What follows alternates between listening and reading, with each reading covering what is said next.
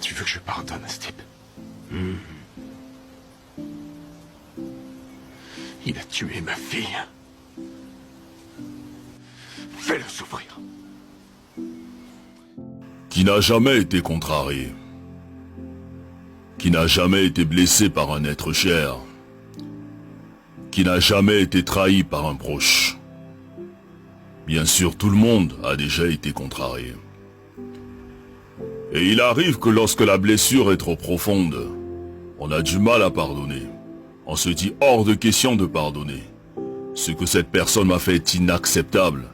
Mais à cet effet, que signifie donc pardonner? Pardonner, c'est le fait de ne pas tenir compte d'une offense qu'on t'a faite, d'une erreur, d'une faute. C'est le fait de renoncer à punir, de renoncer à se venger, de renoncer à rendre le mal par le mal. Seulement, il n'est pas facile de pardonner à une personne qui t'a fait du mal. Surtout, si tu croyais en elle, que tu avais confiance en elle. Tu préfères la garder prisonnière et tu refuses de lui pardonner. Le souci est que lorsque nous refusons de pardonner, nous nous constituons nous-mêmes comme étant prisonniers.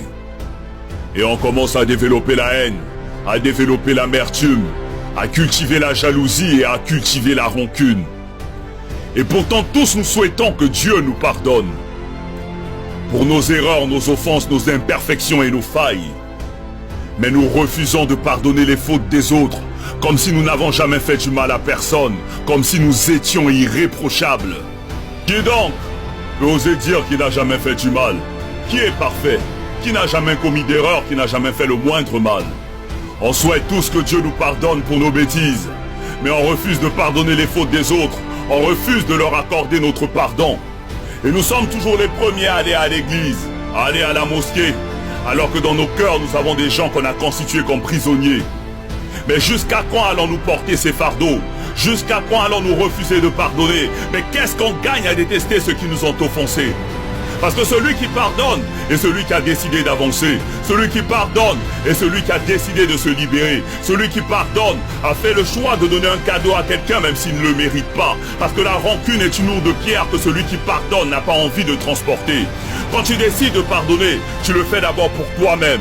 Tu le fais pour avoir la paix. Tu le fais pour avoir la tranquillité. Tu le fais pour être libre. Parce que celui qui refuse de pardonner est un meurtrier qui s'ignore. Pardonner, ce n'est pas oublier, ni cesser d'aimer, mais c'est se libérer d'un fardeau, c'est se soigner, c'est relever la tête, c'est prendre son chemin avec le sourire pour avoir un meilleur lendemain.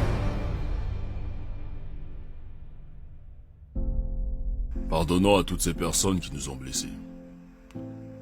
Pardonnons pour que le Tout-Puissant à son tour puisse nous pardonner. Pardonnons pour être au-dessus de ceux qui nous ont contrariés. Pardonnons pour retrouver la paix et progresser.